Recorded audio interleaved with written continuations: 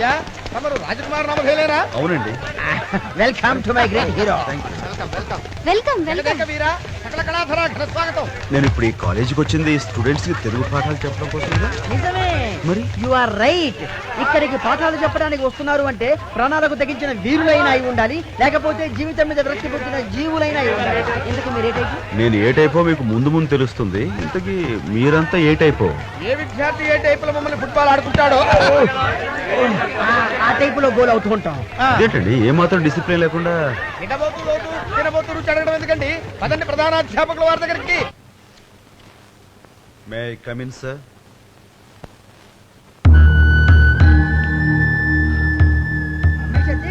I'm also coming. Please wait. Please wait.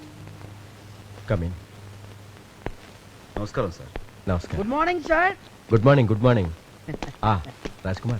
He is Mr. David Deekshitru. అయ్యా మా గురించి మేము పరిచయాలు చేసుకోవడం ఎప్పుడో అయిపోయింది. ఈ కళాశాల గురించి ఇక్కడ వాతావరణం గురించి క్షుణ్ణంగా విశదీకరించాం. బాబు సంతకం పెట్టే ముందు ఒక్కసారి ఆలోచించుకో. అవుట్. పుస్తకం మోయకండి, తెరిచే ఉంచండి. సాయంకాలం ఎటు రాజీనామా చేసేందుకు వస్తారు కదా. David, sorry. all the best. Thank you sir. Thank you.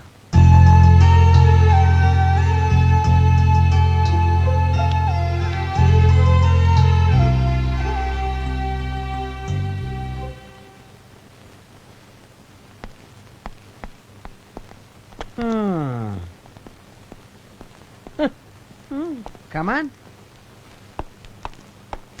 రాజా, నా మాట మన్నించినందుకు చాలా సంతోషం. మీ మాట నేను ఎప్పుడు కాదన్నాను కనుక.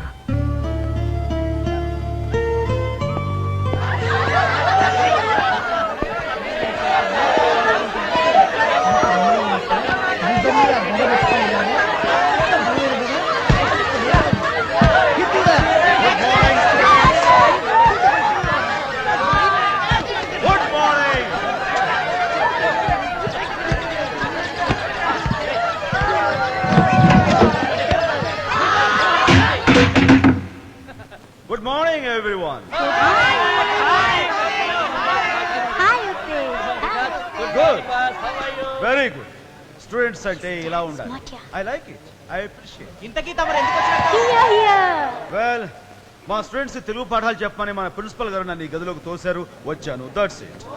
మాస్టర్ అయితే స్టాఫ్ రూమ్ లో కూర్చోక క్లాస్ రూమ్ లో ఏం పని Manmatha? How is it? Time pass. మీ అందరికి చిన్న ఫ్రెండ్లీ కటింగ్ ఇద్దామని వచ్చాను. కటింగ్. కటింగ్ అంటే ఏంటి బాబు? కటింగ్ అంటే హెయిర్ కటింగ్ కాదు బాబు, డైలాగ్ కటింగ్. आपका नाम क्या है बाबू? What's your name sir? నీ పేరేంటైనా? రాజ్ కుమార్. రాజాధిరాజ రాజమంతాండ జై భవ. ధన్యులం. రాజకుమారా, నేను మీ మంత్రిని, వీడు సేనాధిపతి. వద్దు కుమారా, ఈ రాజ్ కుమార్ సోలోగా కటింగ్ ఇచ్చో. రాజకుమారా, అలాగైతే తప్పకుండా మీరు ఇచ్చి మాత్రం వద్దు బ్రదర్. మనం ప్రజల మనుషులం, మనకు సింహాసనం ఎందుకు? మీలో ఒకటి ప్రజల వద్దకే పాలన. మీరు మాకు పాఠాలు చెప్పడానికి వచ్చారన్నమాట. నాకైతే ఇంకా అర్థం కాల. నేను తెలుగు వాడినై ఉండి తెలుగు తెలిసిన తెలుగు వాళ్ళకి తెలుగులో పాఠాలు చెప్పాలి.